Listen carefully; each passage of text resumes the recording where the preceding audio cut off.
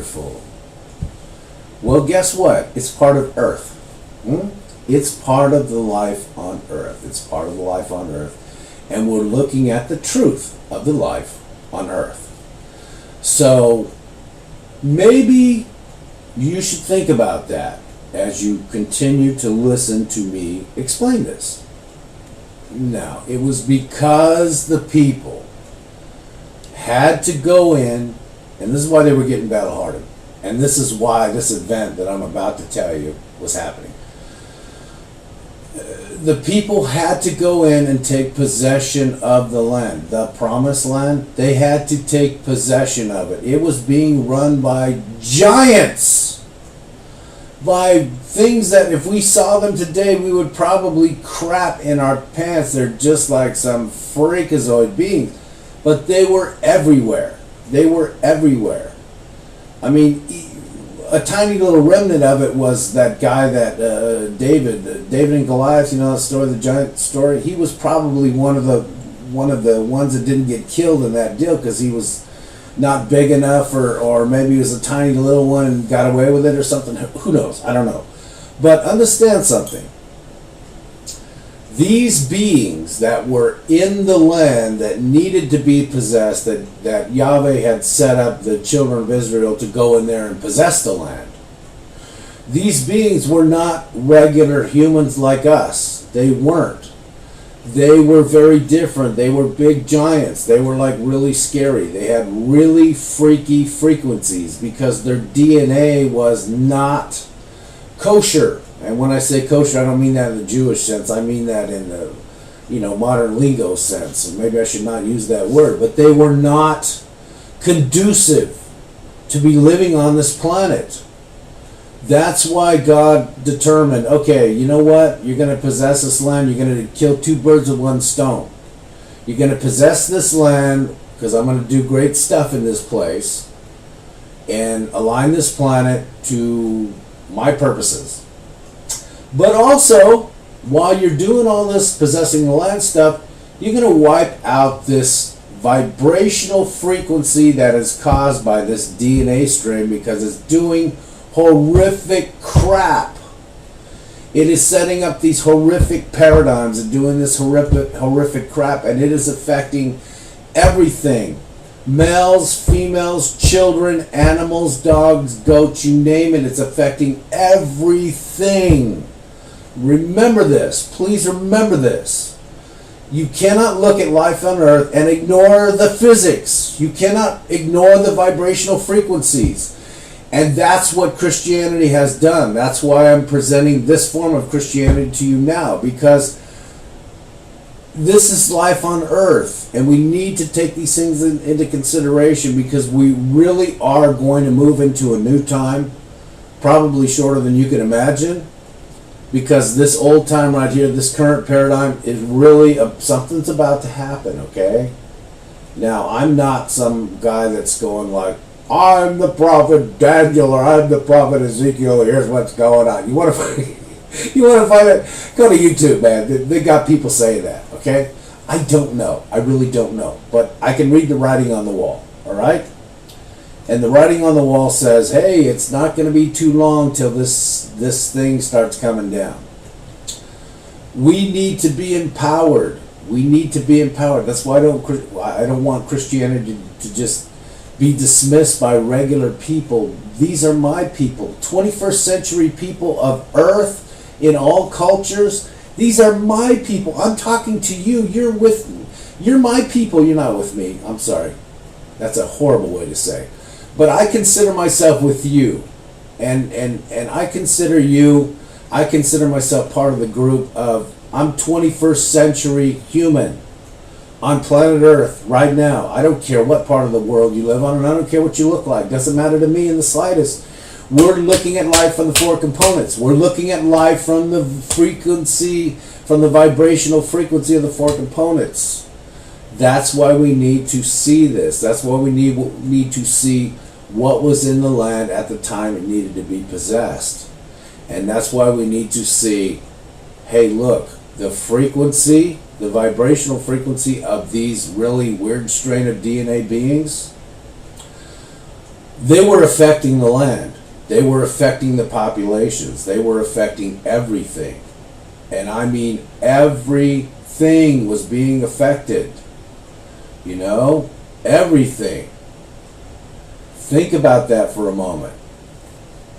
They were intermingling with the people. Not only were they intermingling with the people, but they were communing with whatever their deal is. Whatever they were tied to, they were in commune with that. It was not good for this planet. It was determined by Yahweh. This is not good for this planet. I'm taking this planet in a more sane direction. This planet is going to belong to the humans. These humans have free will. I'm not going to let these kind of beings, this kind of strain of DNA beings, they're not even supposed to be here anyway. This happened against what I want. I'm not going to allow them to destroy my human creatures. No more. No more.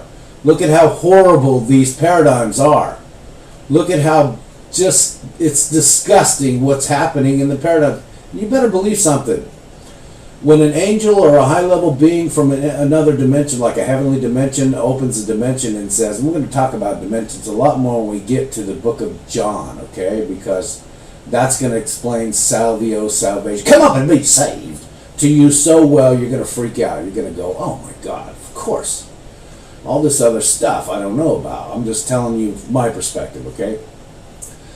But when interdimensionals, this is what I call angels and divine beings. I call them interdimensionals, as opposed to intergalactic. That's a different strain. Okay, so when interdimensionals come into this dimension, like the Holy Spirit or angels or whatever, and they look at the humans, they see the frequency. They read the frequency. It's like nothing to them. They don't have human eyes. Our human eyes can only see light from this little tiny spectrum. It can only hear sounds from this little tiny spectrum. It's part of our design. We're made this way. We're not supposed to be seeing all this stuff. But they're not us. They serve the Yahweh being, and the Yahweh being takes a lot of stuff into consideration. And the frequency is what the Yahweh being takes into consideration, because that's like the root core of it. You know, we're just saying, oh, well, we live in the fleshly world and everything's material. Bullshit! We don't live in a world where everything's material. We live in a world where everything's friggin' frequency. We just don't know it. In the 21st century, we're beginning to catch on. This is like a brand new time. So Christianity should be peered through brand new eyes. As a matter of fact, let me tell you this. I wrote this book under divine revelation, and scoff me later after you read the book. But in this book, it's called Christianity for the 21st Century. Okay, if you want to see a book that talks more on this, go buy the book. It's on Amazon.com. Now, enough of a plug for me right here. But those interdimensional beings, the angels, the messengers, which is really what that translates to, they can see your energy frequencies. They can look at you and see the signatures on your soul. If you're some person that's like all kinds of polluted in different ways, all they got to do is take a look at you. It's all written on your aura. It's like all over your auric field. They know who's who. They don't have to go, hook him up to the lie detector. Let's do the CIA probe on him. Let's find out, blah, blah, blah. They don't have to bother with that crap. They don't even have to pop into this dimension. All they got to do is open the little telescope, whatever they got, whatever kind of technology they're using, look at a human and go, oh, this is a good one, oh, that's a bad one. And then set the frequency to that. It's a different kind of simplistic stuff, but it's really simplistic stuff, you see? So please bear that in mind as we continue looking at this, because I'm about to get to the freaky part. I promise. This whole area that the children of Israel, or the Hebrews rather, I'm sorry, this whole area that the Hebrews were supposed to come in and dominate and take over, the whole area was polluted by this DNA strain. of these freaky beings. They're like giants and all kinds of weirdness, like 6 hands and 6 fingers and stuff. Dude, they were doing all kinds of stuff. If you go back, which I have done, okay, if you go into some of these weirdo places where they talk about this kind of stuff and see the heinousness of how just despicable it all is, this would make so much more sense to you. I don't want to talk about it. It's kind of gross, man. It really is kind of gross. But they were interacting with all the tribes and all the people in those lands. And believe me, their signatures that they were carrying were not conducive at all. So it was determined by Yahweh, who wanted the planet for the humans, because it's part of the plan. It's part of the plan. We're still living out the plan. We're about to hit a new beginning, but we're still living out the plan. He said, look, enough's enough already. And so that's what the whole Hebrew thing was about. That's why the people of Moses were marching around in the friggin' desert, living like scumbags, and having to be fed by food raining on them. I mean, who in the hell's gonna rain food on you?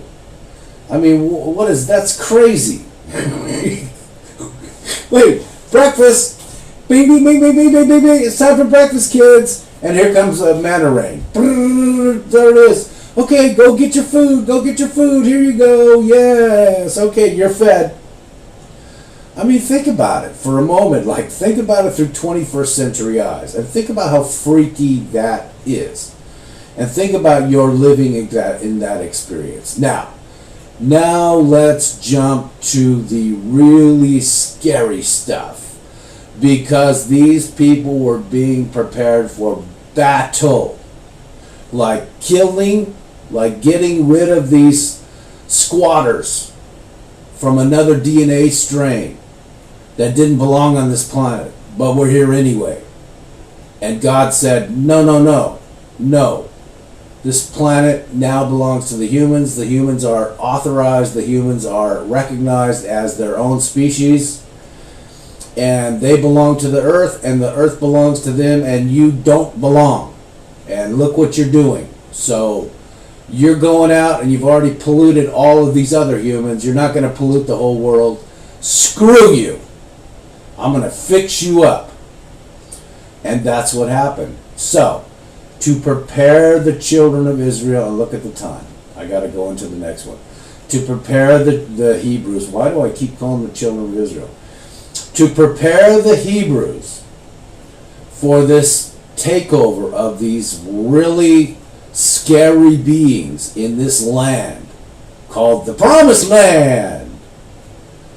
They needed to be prepared, and they needed to be helped, and they needed to be assisted, and they needed all kinds of stuff, and that was going to be provided. The closer the time got to the year and the day when they were going to cross over, and actually it was Joshua leading them. Moses passed the mantle on to Joshua, but I'm jumping way ahead of time to even say that.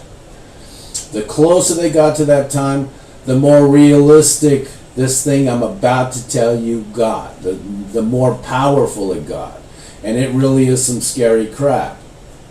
Okay? So we're gonna jump right into it in the next section. This is section C.